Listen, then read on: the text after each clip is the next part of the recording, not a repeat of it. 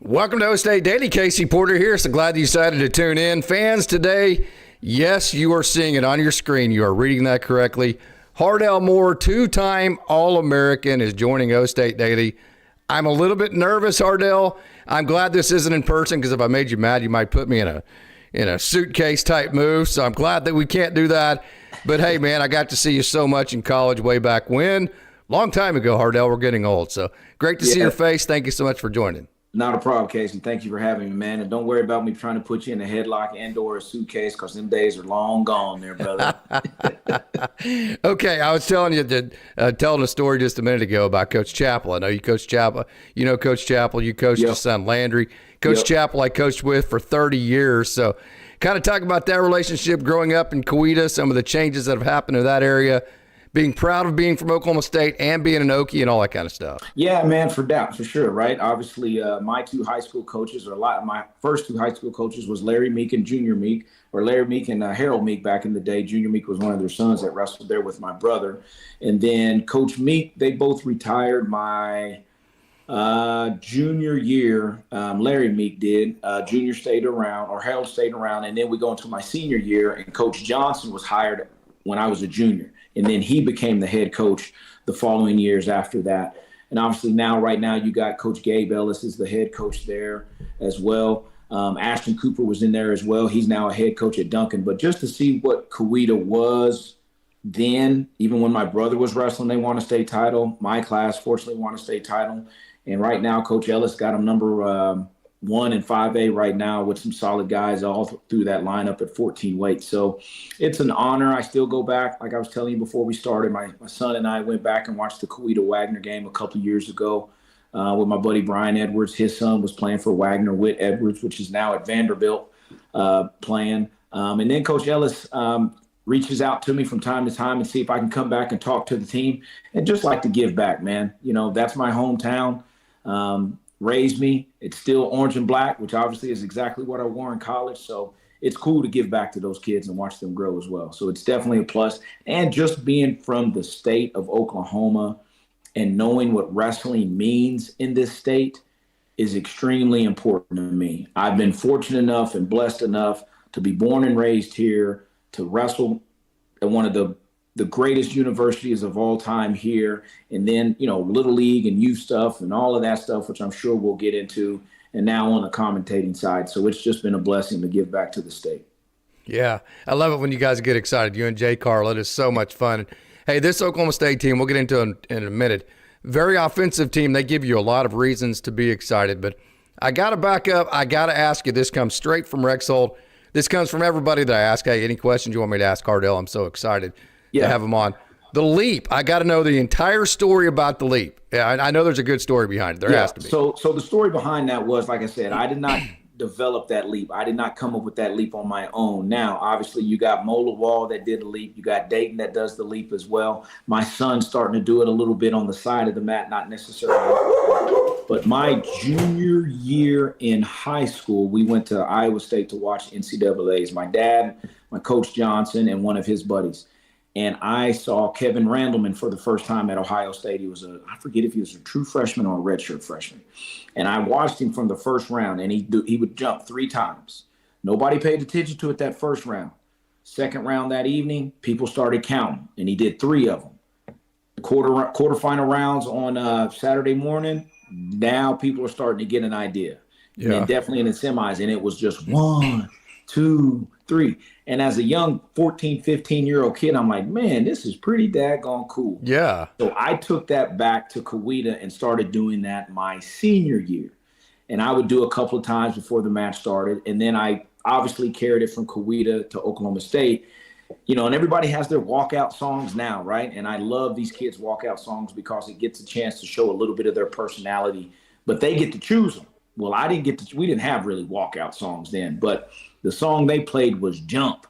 That's what they played when I would walk out would be Van Halen? And Van Halen, Jump. Oh, yeah. So I would do that a couple of times, and it just kind of got me going, right? It got me going, and that's what people kind of known me for, and there's been some good pictures out about it. So now when I see Mo and Dayton and some of these other guys, I kind of joke and just say they stole it, but really they didn't. They just add a flair to it, man. So that's how the Hardell Moore jump, or as my man Don Blasingame would say, jumping Hardell Moore. So that's how it all. That's absolutely awesome. And you had a very kind of an intimidating presence, if you will. And I mean, it was very obvious as soon as you walked on the mat. Did you ever feel like that was part of the game for you, or is that just because you were good? No, I don't think it was. I mean, I necessarily wasn't trying to intimidate anybody. I was just ready to scrap, right? Yeah, and that was just my thing. Majority of us wrestlers have some sort of thing we do to kind of either flip that switch and or get us going a little bit. And that's what got me going. And some may do it before they step on the mat. Some may do it on the mat. But that was just something to get me going and also get the crowd into it a little bit, right? I mean, obviously wrestling wasn't much of a production back then as it is now. Bring fans to come and watch. And I still have people to this day that talk about me jumping. I graduated college in 1998. So, it still sticks in some people's minds for sure. 100% it does. Like it was yesterday. Absolutely. Yeah. So the broadcasting deal, first of all, how did you get involved with that? And then Jay Carl, of course, he's done radio, he's done TV, he's done all of it for Oklahoma State for many, many years. Yep. You jumped in there, both huge Oklahoma State guys. So does ESPN allow you guys really aren't homers at all. Don't get me wrong. No. I don't want to say you are. Right. But does Oklahoma State, does ESPN, obviously they know you're from Oklahoma State, so how did they handle that aspect of it? So how I got into it, Leroy Smith, and to your point, Jay's done it. Jay was doing it when I was here, and I think for a little time we might even had like a Big 12 network or something like that. They also had a contract with Flow for a couple of years when Coach Smith was doing it as well. But Jay's been on the mic and on these calls for such a long time, so obviously a legend in the sport. Leroy Smith was his analyst. I don't know how long Leroy did it, but I was still doing the youth. Now, remind, I did youth for 25 years. So there were some duels I couldn't make when I first got out of school because I was at some little league tournament.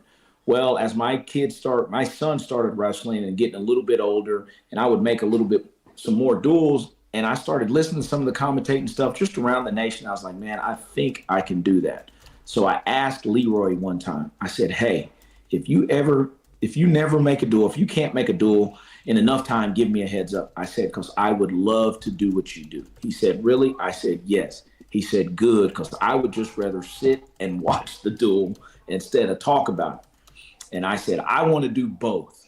So he goes, okay, I'll let folks know. So anyway, I saw a coach, I think at our golf outing, and he was like, Hardell, I heard you want to do some commentating. I said, you daggone right, coach. Oh, yeah. Yeah. He goes, I have some say in that. I said, well, hook your boy up. Well, anyway, a couple of weeks later, I got a phone call from a couple of guys that work with OSU. And we did like a little phone interview and stuff like that. And I kind of gave them some little accolades of what I've done. I did some things on me and a guy by the name of David Mercatani did Perry High School tournament, the final. A couple of years in a row. I got to go ask questions. So that's how I kind of got my feet wet. And then I started doing some other high school stuff and different things like that. And called Jay, let him know that, hey, man, I'm going to be taking Leroy's spot. We met at a Starbucks, talked about everything. I picked his brain a little bit. And then I think here we are in our 4th year, maybe 5th year together. Yeah. And it's a craft. I love being prepped. I love watching film. I just love watching wrestling. And the main thing is the main thing. Yeah, I went to Oklahoma State. I wrestled for Oklahoma State, no doubt.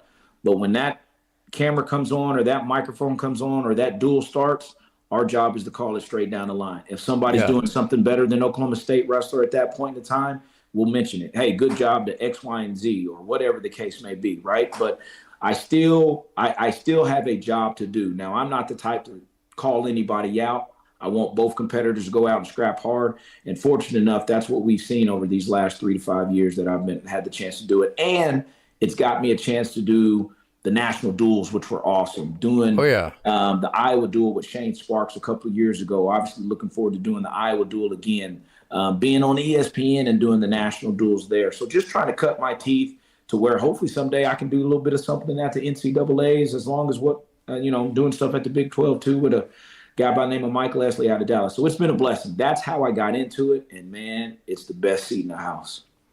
Yeah, you mentioned being a state champion. I know this. You're probably not going to want me to go over all your accolades, but I'm going to do it anyways. Again, Okay. we're digital here, so you can't put me in a headlock. So there That's you all go. right. Hey, cadet national champion 1991, three-time freestyle All-American. I love freestyle because you can pile up like 800 points No in doubt. that thing if you're an aggressive. And it teaches you to be aggressive. Yes. Two-time state champion with Coweta in 92. And was it 92 and 93? 92 yeah, and 93. okay. Yeah. Two-time Big 12 champion, Oklahoma in 97 and 98. Two-time NCAA All-American, NCAA runner-up in 1998. So Yep. I know you hate doing this, but I'm going to ask you, man, talk about those accomplishments and what they mean to you.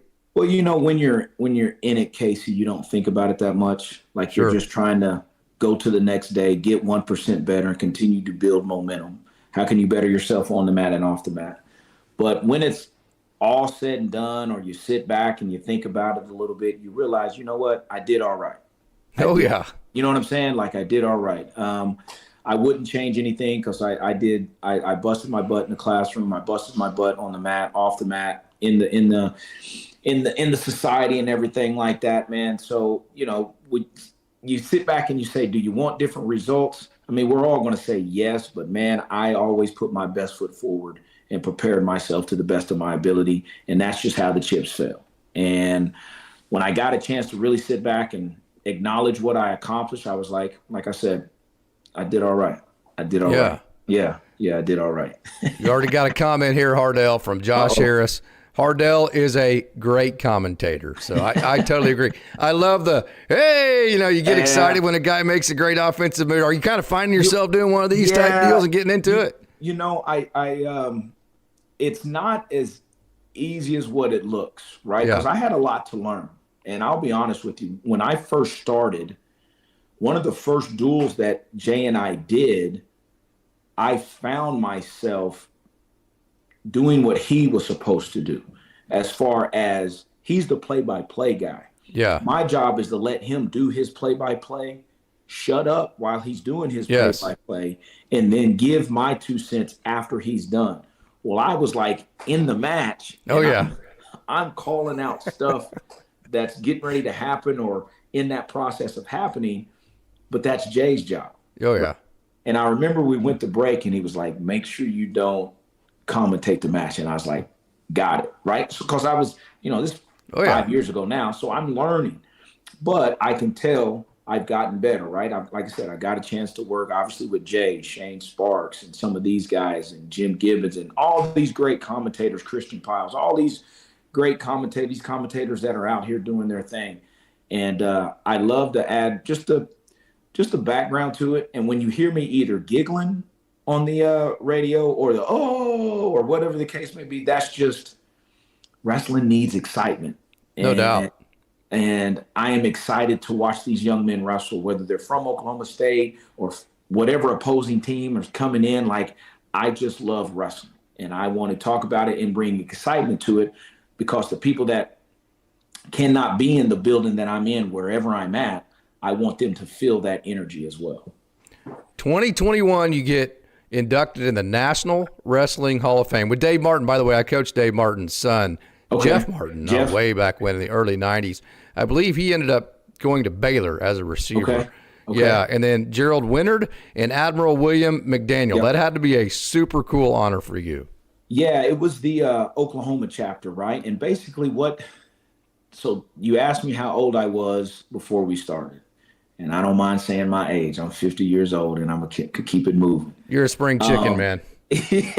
I'm 50 years old, and I've been in this quote-unquote coaching game for a while, right? I tell people I'm 50, but I really should be 85, right? That's what I tell people, right, in a joking way. But, 25 years of service or 20 years of service, whatever the case may be. But it just, to what we talked about earlier, you don't realize it when you're in it, and I'm still very young. But I started at such a young age, basically as soon as I got out of college, to start coaching the youth. And then the next thing you know, man, you're getting a phone call and saying, hey, you have been inducted into the Oklahoma Chapter National Wrestling Hall of Fame, right? And that is a blessing in itself. I didn't start it to do that, right? But man, what an honor. And not only an honor to be inducted or get that phone call, but it's an honor to be inducted with those other type of people that have resumes this long and have done so much for the sport of wrestling, whether you're an official, an outstanding American, whatever the case may be. It's just an honor and a blessing to be in that class and have my name listed amongst a lot of great people through the state of Oklahoma that have been involved in wrestling and continue to grow the sport of wrestling. Before we get into Coach Smith, the Smith family, all that, can you talk about Coach C a little bit? Man, I didn't know Coach C as well. I knew him a little bit, and the interactions that I had with him were awesome. I did have a pretty good relationship with Myron Roderick. Back in the day, because Stillwater was part of my territory to go work, and a lot of times I'd go by the National Wrestling Hall of Fame and chit chat with him. And you talking about a tough somebody? Ooh, Lord, Myron Roderick was a tough somebody. But I didn't have much of a relationship with Coach C. I knew who he was, talked to him before, had brief interactions, and it was all good from the time that I've had with Coach C. So let's get into John Smith, Pat Smith, the Smith family. They've got the entire city of Del City named after them, rightfully so. So talk about them and what they've meant to Oklahoma State and what they mean to you. Well, so the Smith family, obviously part of that Oklahoma chapter, we started an award, a family award called the Smith Family Award. Obviously, they were the first ones to win that Smith Family Award, and all rights they should have, being the awards named after them. But what Papa Leroy and Mama Leroy, Madeline, the Queen Bee, as I call her, have done for the sport of wrestling, with what they've done, and then you add on their kids, right? So from top to bottom, and I'm including the girls too, because Coach Smith has said it, man. If they had girls wrestling back then, his sisters would have been something else, because they was kicking his tail in the living room. But they just mean so much to the sport of wrestling. Leroy doing his thing at the Hall of Fame. You got Pat, John, Mark Smith. Then obviously you have their nephews and their kids. I mean, it's just, it goes on and on and on and on and on. And growing up in the state of Oklahoma, every kid idolized John Smith, right? For me, it was John Smith and Kenny Monday. And a lot of the reasons why, they were from the state of Oklahoma. And right. And obviously we've got more guys and gals that are doing things out of the state on that big international level. But those were the two that really came to my mind. And then when my brother was getting recruited, they came to the house. And I'm like, oh, man, I got posters and pictures and all this dudes of these guys here at my house. And then when I was getting recruited, I was like, I actually remember in an article out of our local paper in Coweta, the Coweta American, I think is what it was called, is that I mentioned I wanted to follow in my brother's footsteps and attend UCO or CSU, what it was, Central State at that time. They had a darn good wrestling program. They really do. Coach Stiley and Coach Chenoweth have done a great job with that program. And also Coach James before those guys. Is that the same Coach Chenoweth from Perry? Yes, same Coach Chenoweth from Perry. Coach David James was there, icon in himself. Actually, he helps out with the Edmond North wrestling team as well. And then Coach Todd Stiley and Scott Chenoweth now are the coaches there. But I had the slightest idea that I would have the talent to wrestle at Oklahoma State. So when you got Coach Smith pulling up and wanting to talk to you and things like that, and the Coach Perry, you're just like, whoa. But the cool thing about the Smith family is they're just regular old people. Oh, yeah. Regular old people, man. And you see Coach now, I mean, you know, he got a big standing O at Bedlam. He's in the mist, got his beard, got his cowboy hat, and he just chilling. He loving life. Yeah. And another cool thing about the Smith and the Moores, so the background is, let's see, I wrestled Pat in college. I wrestled Mark in high school at a freestyle tournament. Obviously, wrestled Pat in college. My nephews wrestled JoJo, right? So there's another connection there. And then Pat and my son wrestled a few years ago in the Arkansas tournament. Oh, cool. And John's youngest son, Levi, wrestled my son, Maddox, in a duel a few years back when Big 12s were going on. So there's been a lot of Smith-Moore wrestling take places, and it's just been cool. But the whole Smith family, and it starts with Papa Smith and Madeline Smith, have just been phenomenal for the sport. And they're still, you know, obviously Papa Smith has passed a few years back, rest his soul, but Madeline Smith was at the induction this year for the Oklahoma Chapter Hall of Fame. And they've just, I mean, it speaks volumes. There's really not any words to explain all of that stuff. I've known some kids that started like when they were in 8th or 9th grade and they ended up being pretty good wrestlers, but by and large, wrestling's kind of like baseball. You need to do it a lot as a kid just to kind of make all the moves intrinsic and the adjustments you need to make and the counters that you don't need to think about them. Your body just needs to do them, right? So really cool that you started the Oklahoma Wrestling Academy. So talk about that and what that's done for kids. So when I got out of high school, there was a guy by the name of Chuck Robinson that ran this program called the Edmond Generals. And actually there was 2 clubs in Edmond, but at that time there wasn't many kids wrestling in the town of Edmond. So instead of having 2, we just needed to combine and make 1. Yeah. Right. So the reason I became the head coach at that time was I was the only one not married. There was a few other guys that were helping out, but they all had wives. I was still single. It was, what was I, 20, 23, whatever. And you were all about it. You know what I mean? So I took over the Edmond Generals from Chuck Robinson, and then it's just started developing from there. I mean, my first year, Casey, I probably had, 10 or 15 kids. Now, remind you, these 10 or 15 kids are 4 and 5 years of age. They've never wrestled. I just graduated college, and coming off practices with J-Dub and Coach Perry, like my mindset was at a different level, right? I'm expecting to tell these kids what they should be doing, and they should do it, right? So I had zero patience at 23, 24 years of age. Yeah, right. Absolutely. Trying to teach 4 and 5 year olds. So we did the Edmond Generals. 15 kids turned to 25, 25 turned to 40, 50 turned to 140, whatever the case may be. So I did the Edmond Generals for 14 years. During that time, I had a couple of guys come to me and ask us about a wrestling academy, which there's never been one that lasted very long in the state of Oklahoma, because in the state, we're just not used to that. Now you go to the East Coast, they've had clubs for such a long time, and they've had academies for a long time, and they've had people on waiting list. Here in the great state of Oklahoma in the Midwest, we didn't know nothing about it. So there was a lot of learning lessons there because there was no blueprint. Yeah. There was no blueprint. So one of the guys, Steve Asbury, was the guy that came to me and was like, Hardell, I want to do this, but I need you to be the, let's say, face. I don't like that word, but that's kind of what it was, right? So we end up doing it. We started in an old school Dollar General. Right. Yeah. Just a gutted Dollar General? Put some mats down? Gutted Dollar General. Oh, fantastic. On 2nd Street. This is such a baseball story, by the way. Yes, gutted Dollar General on 2nd Street in Edmond.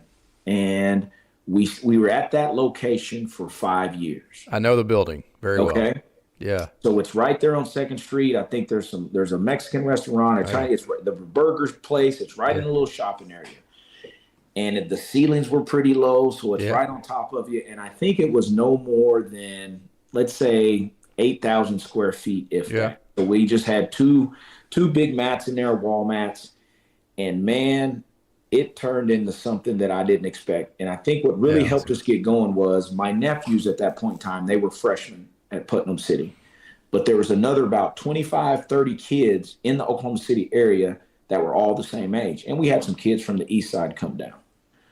But I tell you what starting that did, not only for me, but more importantly for the state of Oklahoma, it helped us get a little bit better.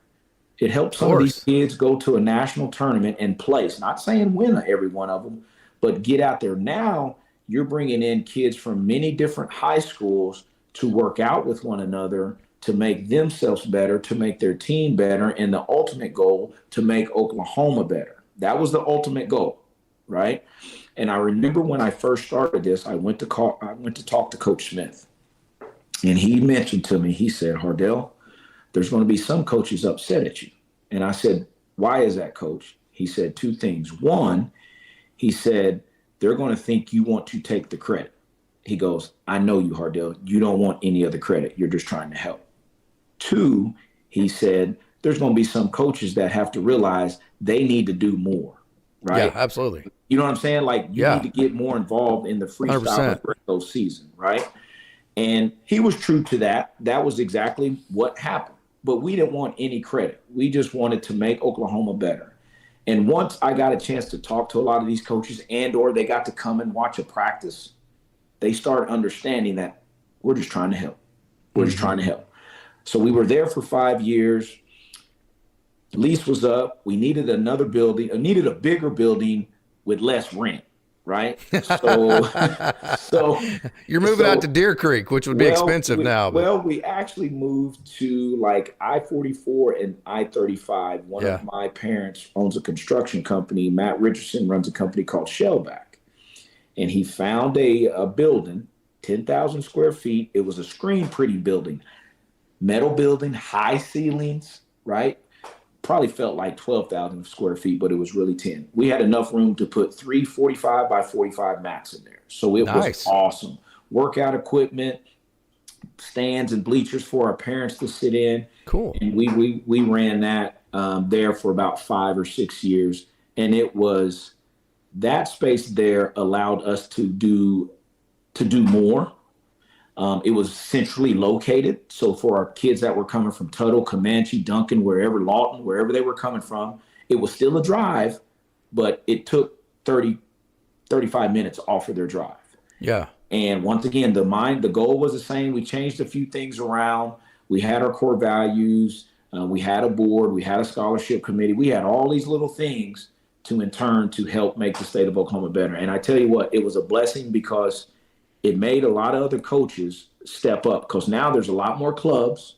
There's a lot more coaches and kids involved in freestyle wrestling. And I tell you what, during that time, a lot of these high schools, and they're good, they're still good now, but there was a lot of them that came through our academy or Edmond Generals that just kind of kept growing and growing and growing. So it was a blessing. I was a small part of it.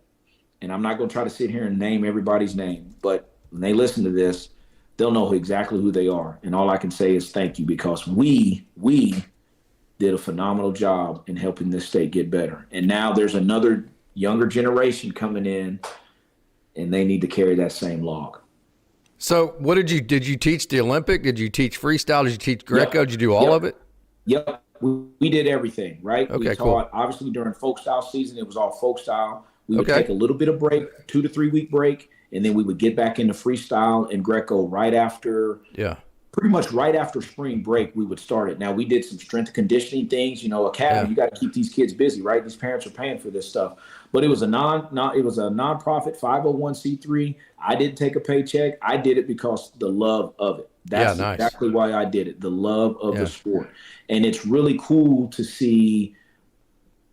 I have a little coaching tree now, right? Which is awesome, which is, some of my nephews and some of my other kids are coaching and stuff like that. So obviously Coach Smith's got the greatest coaching tree of all, but I got a little coaching tree. So kids that I've coached that are now giving back to the youth now, and or some of these high school boys and girls. It's awesome to see. But that OWA was a standard, man, and everybody behind the scenes that helped out with that. Thank you. We did an awesome job. We sure did. So the freestyle, the way I understand it, I mean, it helps you score from the top, like get turns and tilts and that kind of thing. Yeah. So what did you teach the kids? How do they use Greco in their collegiate type, their high school environment? Well, if folk style wise, if they're down by, let's say, obviously now takedowns 3 points, but let's say they're down by 4 or 5, right? More than just a takedown. So they need a 5-point move. They need a takedown and 3 back points. They need a big move, right? They need something where they can, whether it's a lateral drop, headlock, something like that, which a lot of times I don't teach during the folk style, but I teach during freestyle. They need something big in their back pocket to go get it. Does that mean they're going to get it all the time? No, but they need to have that skill to say, hey, I can put myself back in a match quickly with short time left on the clock and maybe win the match to get a big move. So, we taught it all, man. But really, freestyle helps a lot of these kids on their feet with their balance, their takedown offense, their takedown defense, a lot of stuff like that. So freestyle is an awesome sport as well. We have a comment already here from J Hort 100. The guy Jax beat in the finals of the Cyclone Open was almost as old enough to have seen Hardell wrestle Dwight Gardner. Oh, man, he went back to 1998. Okay, I see. Yeah, he went back to 1998. Yeah, Jax wrestled. His last name is Ortega, and I forget all of his stats, but he's either U23 world champ or a world medalist, 2-time world medalist. I don't know his age.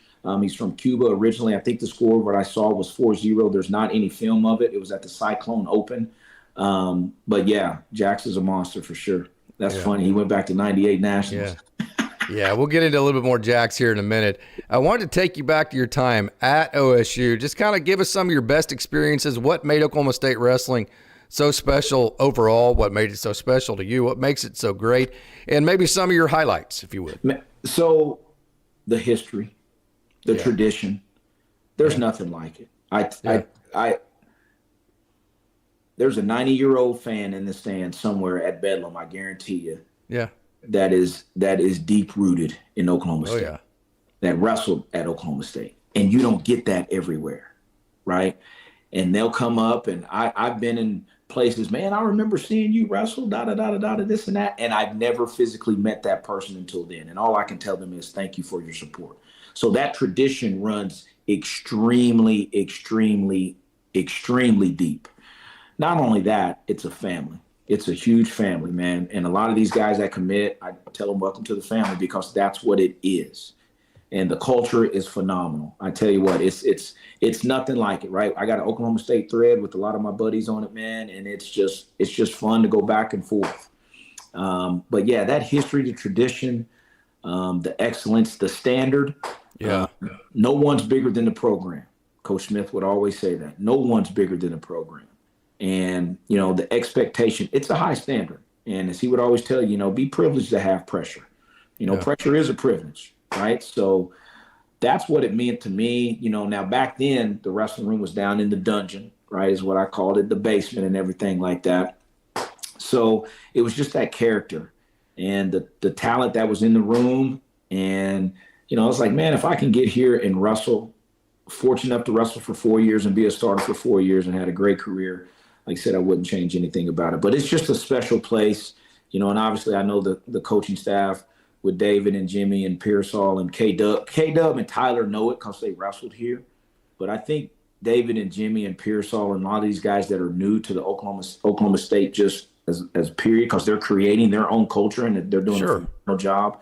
They're getting a better grip and understanding of it. I mean, it is deeply, deeply rooted, man. Whew, Lord. In a great way. Yeah. Two-time U23 from J-Hort 100. Yeah, again here. Scott Swiden says, I remember even in the early 80s, the really old dudes that were at practices watching every day. And also another comment, lost to Dayton Fix at the 2019 Pan Ams. There you go. So that just kind of explains who this guy was that he was wrestling. He wasn't a slouch, needless to say. But to my other man's point that made it talking about some of the well, I guess, hell, I'm an old head now. But, yeah, some of the old ones coming into practice, and Coach Smith would introduce them, right? They would come in, and, this is XYZ, national champion here in 1960, yada, yada, yada, this and that. And it's just cool to see that, right? And you could have 5 to 7 of them dudes on the wall weekly in practice, right? And you get a chance to go up and shake their hand and learn a little bit more about them and learn a little bit more about the history of Oklahoma State, because it runs deep, man. It really, really does. Do you remember the first time you got to meet Kenny Monday? Yes. Can you take us through that? How cool that was? Man, super cool. Were you intimidated or were you just excited? A little bit of both. Yeah. A little bit of both. And if you would have sat here and told me then the first time I met him, because I still got an autographed poster of him and Coach Smith, right?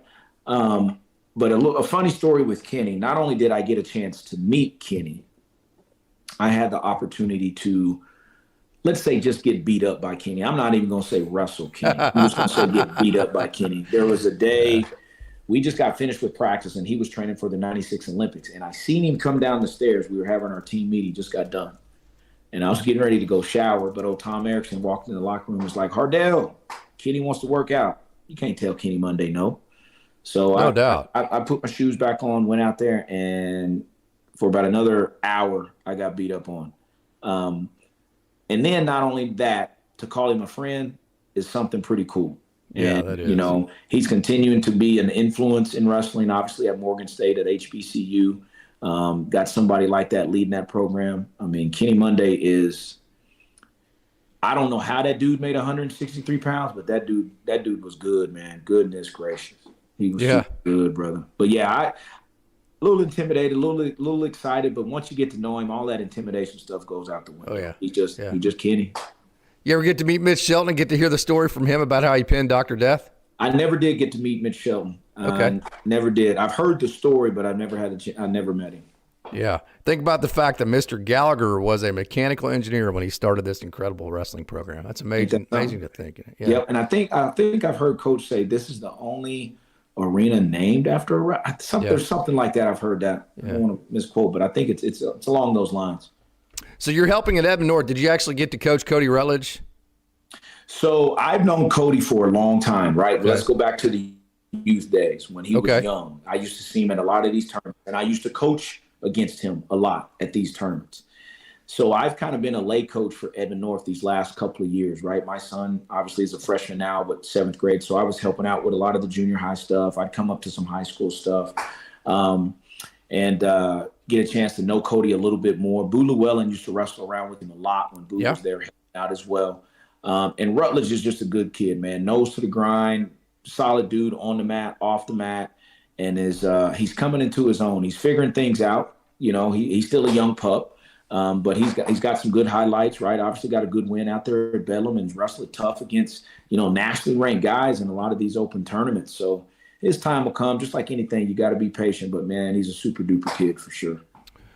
Talk about David Taylor. He's not an Oklahoma State alum. He's not part of the history of OSU, but kind of like Eric Morris with the football hire, he's not either. But it still feels like they are. I don't know what that means. I really can't explain that, but he does feel like an Oklahoma State wrestling guy. Yeah, well, you even the basketball coach as well, right? Yes, I heard David say something in an interview. What's important to this university is important to me, right? And that means the buy-in is there. And I commend that staff because they had 1,000 things being thrown at them at one time last year, and obviously the team performed phenomenal. Went out there and wrestled lights out. And now it's what David is creating in his own way, right? The production, the walkout, the pin confetti, the music, the narration, the social media, the everything. And that whole staff, right? Like David will say in these interviews, he puts a lot on these guys, but he's got a well-versed staff. Everybody's got high-level wrestling experience, high-level coaching experience. I mean, you got Kevin Ward, which was a former head coach at Army for, 10 plus years and Ouachita Baptist for a few years. So you got a lot of knowledge with Caldwell and Pearsall and Kennedy and Zoe. And then you add in, a Lee Roper, which is the RTC. So they got a wealth of knowledge in there, and including strength conditioning with Nick. So he is creating his own culture, and you see it. And as you said in a lot of interviews, he wants excitement. It's exciting to come watch our guys wrestle. I mean, 12,549 explains that for Bedlam, right? We didn't have Bedlam last year. Iowa wasn't here last year. Iowa State was not here last year. Those teams will be in Iowa this year. Obviously, Bedlam has already passed, but you still got some great duels coming, right? And the cool thing is, even, if you don't have, quote unquote, a high profile duel, those fans will still be in there ready to rock and roll, right? But they've done a phenomenal job, and they're continuing just to get better. And that's one thing he always states, right? We just want to try to get a little bit better every day. And that's what he's asking his guys to do. And I think another key thing that helps is having some of these RTC guys in the room. You got a world champion in the room, right? You got a U23 world champion in the room, and a guy that finished, finished 5th, which is Jax, right? On the senior level. But you got all these guys in there that are, let's say, professionals. And these younger guys get to see how they train, how they eat, sleep, what they're doing on the mat, and what their successes are. Doesn't mean they're going to win everything, but man, they're putting their best foot forward every time, and it's exciting to see. We have a question here from Josh Harris. Any chance Hardell coaches at Oklahoma State in the future? No. Hardell's going to stay right there in that chair with that headset on and ooh and ah and give y'all some 1s and 2s on the microphone, baby. That's what I'm going to do. Okay. The two questions that I had the most when I said, hey, I'm talking to Hardell Moore on Sunday, the two questions that came up the most: can this year's team win a national championship, and can Oklahoma State catch Penn State? It'll still be tough, but they still got to get 1% better, right? Yeah. And just like anybody, they're trying to close that gap, right? They're trying to close that gap. But that's still why you got to wrestle the matches, right? You still got to wrestle those matches. Obviously, we saw what Penn State did a couple of days ago against Iowa. And, OState's goal is just to get 1% better every day. There's a lot of good matchups out there. And this NCAA wrestling is crazy. It is. It's nuts. So is it growing? Is wrestling at the college level growing? I think it is. Like I said, it's unfortunate to see what happened with Cal Baptist this year. Yeah. Obviously, they'll finish out this year. But there's more. Obviously, the fastest growing sport right now in high school is girls wrestling. Okay. Okay, that's one. Two, when you go to Fargo, there's more kids wrestling now. Yeah. Like, it's crazy. Every Fargo. That's the youth nationals, correct? Yes. Well, no. It's for like the cadets, for like the freshmen all the way to seniors that are trying to go to the next level held in the Fargo Dome. But every year since COVID, Fargo, it's been bigger every year, and it's not slowing down. So wrestling is growing in the right way. And all these kids can get a lot of access just by the touch of a button with a lot of these, whether it's YouTube, Flow, whatever the case may be that they're looking at, of whether it's technique, whether it's getting their name out there, whether it's competition, whether it's to watch film on an opponent, or whatever the case may be. But, back to those other questions, I'm excited to see what this team can do. They are fun. They're not only fun, they are young. Yes, they are. Right? Yeah, Cody Merrill, true freshman. Cody Rutledge, true freshman. Well, you got a lot of true freshmen. You got a couple of redshirt freshmen that are performing in big situations. I'll be honest with you. Gallagher-Iba Arena, even if you are a OkState Cowboy, when you walk out and there's 12,500 people, if you don't have your emotions in check, you will be tired after that first 3 minutes, right? And those guys performed on a high level, every last one of them. And that includes not the freshmen, just the team in general. And I know that team, they just want to get better. They want to get better. They want to focus on their performance. They want to wrestle with a clear mind and just go scrap and put points on the board. Absolutely. Yes, hey, we have another question here from Scott Swiden. Did you ever have a chance to know Coach Chesbro? Yes, I did. And soul of a man. That dude was awesome. He was really, really awesome. And I wish I could have spent a little bit more time with him. But he was an Oklahoma State standard, man. I tell you what, obviously it was unfortunate how he got fired or let go, whatever word you want to use back in the day. But that dude set that tone, kind of following in Myron's footsteps. Coach Chesbro set that tone, man. And, he's up there looking down on this Cowboy squad, probably smiling from ear to ear would be my guess, right? Hey, let's get into this year's roster. 125. Yeah. Troy Spratley, talk a little bit about him. It seems like this year he's wrestling with a lot more confidence. Would that be correct? Yeah, Sprat man, a.k.a. Spark Plug, right? Dude goes out and tries to put points on the board, man. I tell you what, and it's from word go. He's calm, he's cool, he's composed. If he gives up points, you don't see him get rattled very much. He's lost some close matches this year, right? The V-Rob match, but really in the Dean Peterson match, he's controlling that whole match, kind of get caught. That's wrestling, right? But I love the way Sprat starts us off majority of the time. And his offense is continuing to grow. His confidence, to your level, to your other question, is really growing as well. Coming off a runner-up finish, man, as a sophomore. And we know 125 is nuts. What year was it? Probably Spratley's freshman year. I think there was 7 number ones or 8 number ones throughout the season. And he's got some good tests coming up. Here in these next few weeks, they travel out to Virginia Tech, so that'll be a semifinal rematch between him and Ventresca. He's got, I think, Ricks from Utah Valley will be here, and obviously they do a Missouri this coming up Friday. So, we got Iowa State coming. I mean, it's it's coming, but I'm excited about Spratley. I'm excited about this whole lineup. But yeah, big fan of Spratley, all these guys. Yeah, of course, you have Jax Forrest at 133. Then you got Cale Hughes, Ramirez, Figueroa, Steen, Sakamoto. So any chance some of these guys try to go to a different weight, or is this going to be a competition? Yeah, it'd probably just be a competition. I don't know how many open tournaments they have left. Obviously, I know they have some other things going on, but I'm not privy to every competition they have or what it looks like in the room. One thing I always say about this staff is they have a plan. And, it's not for me to know their plan. Sure. I just sit back and watch it. But they have a plan, right? They are business savvy, business mindset savvy, and wrestling savvy for sure, obviously, with all their accolades. But they got a plan moving forward with whatever weight it is and these guys. Yeah. My dad always taught me, no matter how tough you think you are, there's some dude somewhere on this earth that can whip your ass, right? So Yeah, I say yeah. I say that to say Jack's, he's getting all this publicity and that's awesome. So would you, if you were to mentor him, would you say, hey, just run with it and have fun with it and create that aura to you? Or would you suggest Oklahoma State fans, say, kind of put on the brakes and let this kid be a freshman like he is? Well, I think the bottom line is we still got to remember they're all kids. Yeah. I think sometimes as fans, we go overboard in that. You got to remember, man, they're going to have bad days too. Just like we have bad days. The only problem is nobody sees our bad days, or it's not on ESPN Plus, or it's not in front of 13,000 people wrestling. Yeah. Right? So we all go through it. And sometimes your worst ones are the ones that have never done it. Right? Yeah. And I'm just speaking from experience. So I always got a little grace with these guys. I don't care if they're an OState guy or not, right?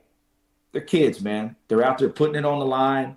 And, Jax is obviously in a whole different situation than some of these kids because he reclassified. This dude should still be in high school, if you want to be honest with you. So he's growing up super fast. But I think some folks think that these kids are 30 years of age and they're 19, 20. Yeah, right.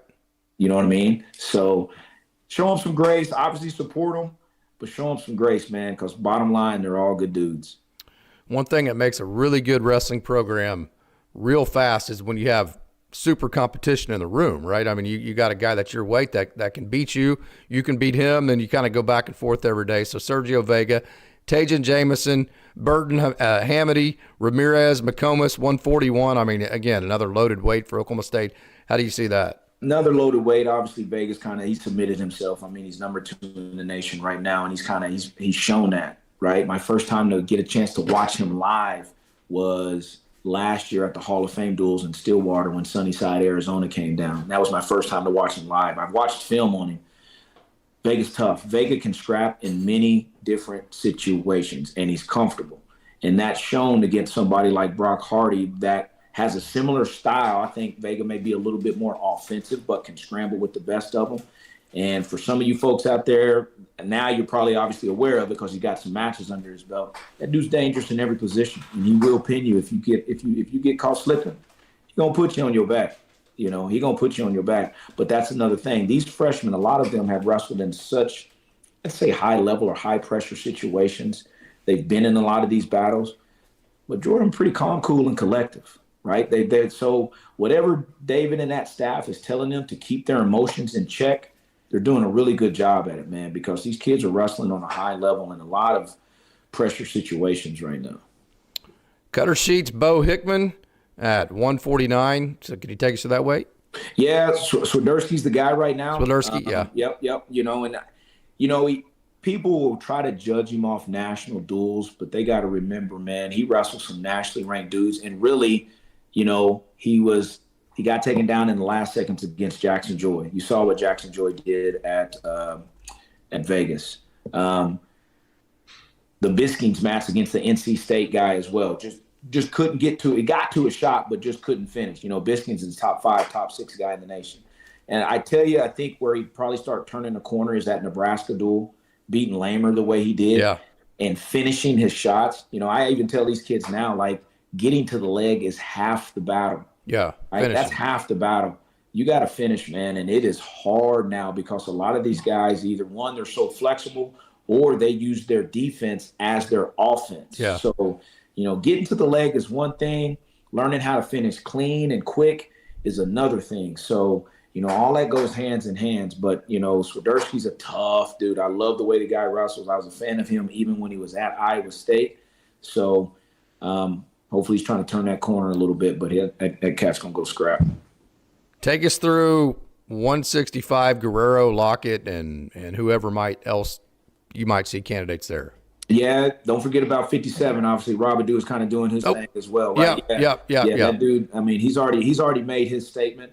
And 57's deep, and not only is 57 deep, 57 is pretty young, just like 84, right? So a lot of those guys, it's a 1-2 point match every time. And that goes back to the point I was talking about finishing, right? If you shoot 3 times, and you don't finish any, but your opponent shoot once and finishes, Yeah. like that's match, right? So Yeah. that's Or if he scores on your move. yeah, that's something that you got to be cautious of, but it's hard to finish on these guys. But Robidoux doing this thing at 57 for sure. I love his walkout music, Super Bad by a little bit of James Brown, kind of take y'all back a little bit. Oh, and yeah. 65, right? That dude's D. You beat Garvin early. You beat Caliendo, which doesn't get beat much. Really, only person Caliendo's got beat by the last couple of years is Mitchell Messenbrink, right? So, that's big for a true freshman to do that. And then even at national duels, right? Let's see. Oh, Will Denny from NC State is tough. The young Manny Russell from Cornell is tough. And all these guys are true freshmen. So 65 is going to be going for a while with a lot of these young ones in. So once again, it's just an exciting time to see these guys get out here and go scrap. And he's kind of put his foot down on that spot right now for the Cowboys. Facundo seems to be able to read the room a little bit. Like, hey, what do I need to do in terms of this duel? What do I need to do to make myself better today? What do I need to do to make sure that I don't put myself in a compromising position? He seems to be that type of wrestler. Would that be correct? Mm-hmm. Yeah, I had a chance to introduce myself to Facundo a little bit before the season started, welcome him to the family, right? Make these guys feel welcome here because that's what this is. This is a big family, man. And getting a chance to really watch him, right? This is a guy at one point in time wrestled 157 for Penn State and now is wrestling 74. He's been off the mat and he's starting to find that rhythm. And one of his big things that he can continue to do is finish. And I give a prime example, against Minto. He was in a lot of times, just was struggling to finish. But then against OU, right? Because Schubert was wrestling extremely well, number 7 in the nation for a reason, and knocked off a lot of top-ranked dudes. Man, not only was Facundo in on the leg, he was finishing. Yeah. And now you start adding that together because these guys aren't going to get tired. They all got gas tanks. They all can wrestle 7+ minutes if they need to. Once again, it just goes back to that point of getting to your shot and finishing. And if you do give up a takedown, you know what? Have faith in your confidence, or have confidence in your training and everything that you can go get that back and go get another 2 on top of that if you need to. So, yeah, Facundo's looking pretty good right now. Zach Ryder, 184, Jersey Rob, talk about that weight. Yeah, I think, like I said, Zach's the guy right there. Yeah. Jersey's obviously been a tremendous part to the program and helping these guys get out. I think Zach's breakout performance was bedlam. I tell you what, it was bedlam. Saldano's tricky. He tried to catch him a couple times, and he was wrestling well. Hard to score on Saldano. Hard to score because he's crafty and sneaky, and he's the one that will turn his defense into offense if you're not careful. But everything that Zach did that day was pretty explosive, and he got to get his hands locked to where he could finish without some of that funk. He did try to get him one time, but he was ready for it. And that proves to the point it was a 10-2 major, right? Zach put in that effort to put those 10 points on the board. And bottom line, he's just wrestling. And Saldano just called him for a 4 near fall. But the positive you take out of that Right at the end, the positive you take out of that is, hey man, I just put up 9 points and a point for ride time. So obviously I know he probably didn't want that to happen, but it did. But he built that cushion, if that makes sense. You know what I'm saying? So there's a positive to take out of that. And it happened because he was trying to be aggressive. I mean, he was continuing. He was wrestling, right? And, that's sometimes that happens. But you built that cushion for 3 takedowns. He didn't want to go to his back. It just happened. Yeah. The ones that piss you off are the unforced errors. Hey, if you're doing this, you're wrestling and you get caught by a great wrestler, fine. Okay, right? Yep. But I saw that in there, just like you said, just the wrestling category. Yeah, just wrestling category of it, man. And he'll learn from it. And, those guys wrestled. That was their second time to wrestle. So now Ryder's 2-0 on him. And obviously he knew he was kind of squirrely in some situations for sure. Kind of long. Yeah. Hey, Cody Merrill, he's got that California cool, if you will. I can't explain it, but I know it when I see it. Does he have enough offense to really make a run this year? It is in there. I tell you what impressed me in that match was this for Merrill, or maybe even shocked me, is that Parker chose neutral. Merrill's tough on top. I couldn't believe that. Yeah, David's actually talked about this in a lot of his interviews is just in the third period. tough. It was 1-0. Yep. So all he had to do was Yep. escape Parker. Yep. He chose Yep. neutral instead of going bottom and escaping and tying the match. Parker chose neutral. Yeah, but he's talked about the team being extremely tough on top. And sometimes you're going to need to win matches like that or win duels like that, right? Sometimes if your offense isn't clicking that day, like you got to find another way to win, right? And, that's one thing Coach Smith used to tell us back in the day, man, hey, if one thing's not working, you make sure you're solid in this area because – all three things may not be working that day. You may be struggling on bottom. You may be struggling on top. You may be struggling on your feet. But let's see where we can get to in a position that you feel comfortable in during this match. Because sometimes you're not just hitting on all cylinders. Yeah, right. Day, right? But he is a tough dude, grinds a lot of matches out. He's already beaten a couple of All-Americans this year. So, he adds a little bit more offense, a little bit more takedowns than that. He'll be another podium contender, dude you got to deal with come March. 100%. Of course, White Hendrickson spoiled us all at heavyweight last year. My boy Hayden Simpson, my Guthrie boy. Yeah. I know Hayden very well. Actually coached him in junior high football way back in the day here at Guthrie. And Connor Doucette. So, hey, you can't compare him to White Hendrickson, which we're coming off one of the greatest wrestling matches in the history of college wrestling, and I am not trying to exaggerate when I say that. Last year's upset was monumental. It was Dr. Death, Mitch Shelton type stuff. So does Connor Doucette, is he offensive enough to do what Oklahoma State needs him to do? He is. I think one thing, I actually saw Doucette at a Perry Junior High tournament yesterday. We had our junior high team up there. He didn't have nothing to do. He's sitting in the stands, got some buddies up there, and just watching some junior high wrestling, man. That dude didn't need to be there. Right? Yeah. So I went up and chit-chatted with him for a little bit, man. But I got to give Doucette and Nick a lot of credit, and that staff and Wyatt as well. Doucette changed his whole body. Mm-hmm. He changed his whole body, right? And you can see he's a lot more athletic. He moves a lot better now, and he's scoring more points now, right?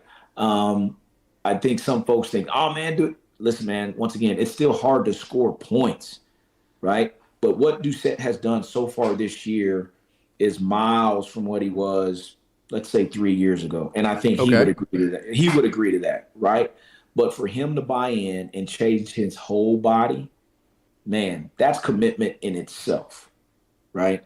And now he's seeing the fruits of that labor like, hey, man, I am a contender now, right? I can go wrestle with these guys now. I can go score and or do whatever I need to do because he's already tough on top. We know that, and he's getting techs and pins and majors, and he's doing things that he hadn't really ever done before. Yeah. And that's a plus. And once again, keep training, keep getting better, and you never know what can happen. Yeah, absolutely.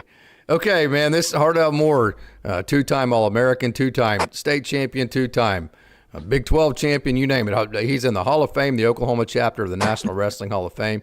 You name it. This has been such a wonderful honor. Couple questions here before we get out of here. First of all, thank you so much for joining. This has been awesome, Hardell. It's awesome. Yeah. Yeah.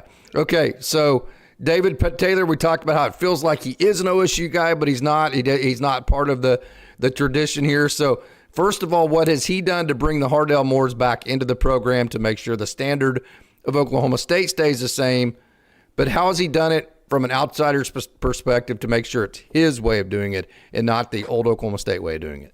Well, number one, he didn't have to bring me back because I wasn't going nowhere anywhere. You know what I'm saying? So I was already here, right? Like I was already solidified, locked down, and ready to go, right? I still want what's best for my university.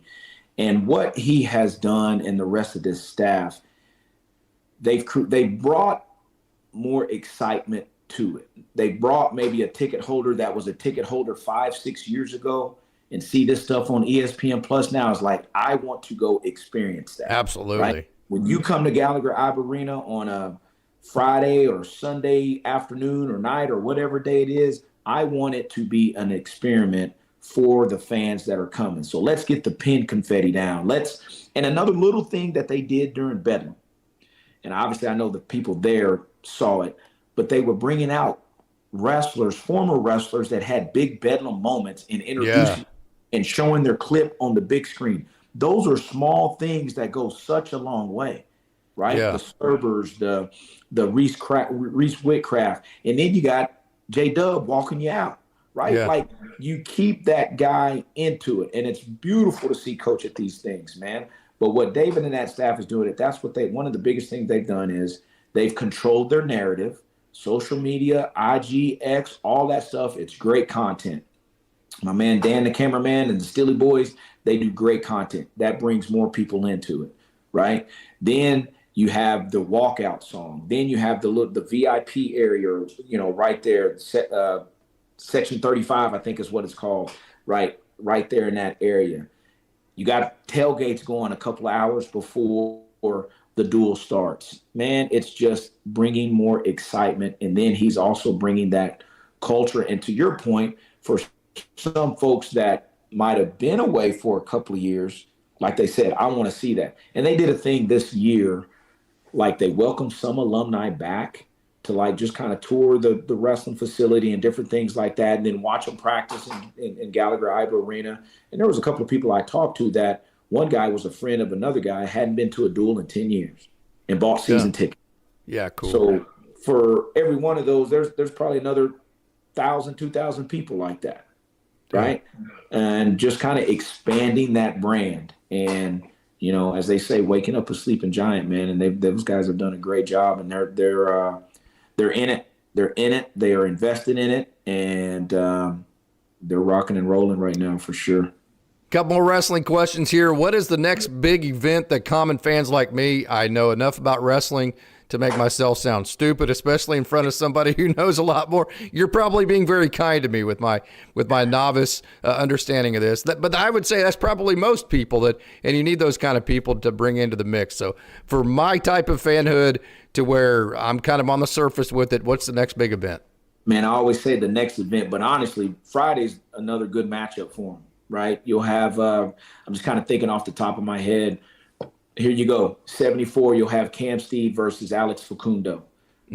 84, you'll have Aiden Sinclair versus Zach Ryder, right? So you got two nationally ranked matches right there. So think about that as well. And then I think 33, I don't know if Gage Walker's got his red shirt pulled from Missouri, and then whoever OState's got out there at 133. Let me try to think. 49, Josh Edmond versus Casey Swiderski. So there's some already highlight. There's 3 of them that I've given you right there, potentially 4. And then, some of these other weights. So that's the next duel. The next home duel, obviously, is Utah Valley. I don't know the schedule off the top of my head. So Friday's at Missouri. Friday is at Missouri. Utah Valley is at home on Sunday. I don't see a TV feed for that one on Friday. For the Utah Valley one? No, at Missouri. They may not have put ESPN plus on there. I think, matter of fact, it is on ESPN Plus because I looked at it today. Good. Yeah, it will be on ESPN Plus, and then obviously the duel at home on Sunday will be on ESPN Plus as well. So those are the next 2 ones that obviously the Cowboys are focusing on. We're still in January. Obviously, we know what February brings with Iowa with Iowa coming, Iowa State coming, Northern Iowa is another good duel that'll be here. And then don't sleep on the ones that are on the road. You get a chance to watch them on ESPN Plus. That Virginia Tech duel on the road, that's going to be a good duel, man. There's going to be a lot of highlight matches up in that one. So I know you said a few, but I almost ran through the whole schedule, so my bad on that part. Oh, no, all good. And then last question before we get out of here. I've taken a lot of your time. I greatly appreciate this. You're good. So for the novice fan like me, the common average fan, one of the things that frustrates me about wrestling is I can go to a duel. I love it because I can say, hey, this guy's wrestling that guy. This is the score. You get 3 points for a regular decision, 4 points for bonus. You get 5 points for a pin, that kind of deal. I can learn that. Okay, I can understand how a duel is scored. I can follow along the score. That's fun for me. That's like every other sport. Right. But when it comes to tournaments, it's like I have no idea what's going on. I know there's an Oklahoma State guy. I don't know what round it's in. I don't know how they do the team points. And then it's just crazy. So if you could, for guys like me, could you maybe in a Cliff Notes version, if I wanted to follow the results of a tournament, how would I do that? Basically, you could go to any type of like track wrestling. They always have the results on that. They have the team scores posted on that. But like for a novice fan, probably the best thing for a novice fan, and and even the more experienced fans do this at NCAAs, they have, some of them can track with their pen and paper and they got like the bracket already, and they'll mark who's winning and who's lost and what they do. Now, that may be too in depth for just like a Cliff Note novice fan. You may just want to see who's on the front side instead of the back side, right? But to your point, there's a lot going on, right? Whether it's Big 12s, NCAAs, you're trying to track and stuff. They used to have, you could put in an earpiece and listen to the commentator on the mat. They haven't had those the past couple of years. But it's a matter of fact just about being somewhat prepared when you go. Yeah. Especially if you're trying to follow a team. Yes. In the back, the wrestlers are already getting ready because there's screens up letting them know when they're going to be up and what mat they're on, right? As a fan, you just got to follow their bout numbers and say, oh, Spratley's going to be up round 2, this mat number. And they usually have them on the clock. But just be as well prepared, as well versed. I would always say print brackets out. If you're going to a Big 12 or NCAAs, obviously they'll sell them there. Yeah. You can buy them there as well. But have a bracket in front of you, man, because that will really help you track the tournament and understand when your wrestler is going to be up or when your guy is going to be up. And if they lose, where will they go? Because it will tell you on that backside where they will go. If they win, it'll let you know. If they lose, it'll say, oh, they're going to move to the backside and their next number will be 60 whatever. And usually your rounds are like rounds of 64, rounds of 32, rounds, you know, see what I'm saying? And then consolation has a whole different side. Consolation has, yep. So it's to the other side. So get a bracket, try to follow that, read that, understand that. And I promise you, tournaments will be easier to track as a, let's say, novice fan that may not really know. Or find a site maybe that does it for you, is what you're saying. That's all that possible now too with all the technology today, brother. That's for sure. So do they give like certain points for national champions, certain points for All-American? Yeah, you get different advancement points for majors. And that's why, you know, you see at NCAAs, like if a person can get a major, get a tech, get a fall, all that stuff adds up at the end. You get advancement points, you get all of that stuff. Yeah, that's where it gets hard. You see these coaches in the corner, and I mean, they could be coaching hard for a half a point or a point in the team race. But when you're trying to take home a team trophy, that adds up. Sure. In the scheme of thing, that adds up. And sometimes, you know, that person not getting a pin, tech, or major or giving that up could mean, hey, instead of finishing 4th, we finished 5th as a team. I mean, that's what it boils down to. Absolutely. Hardell Moore, this has been such a wonderful honor. I remember, like yesterday, watching you wrestle while I was in college, while you were in college. So, hey, what an honor, what a wonderful honor it is. And thank you for working with the youth so much in the state of Oklahoma and sticking to your roots. That's just absolutely an awesome thing that you have done. And thank you for sticking to your roots at Oklahoma State. So, and also thank you for joining OState Daily. Not a problem, Casey. I greatly appreciate it, man. Thanks for having me. It's been a blast. Hopefully it's not the last time we talk, brother. No, sir. Okay, see ya. All right, bye-bye.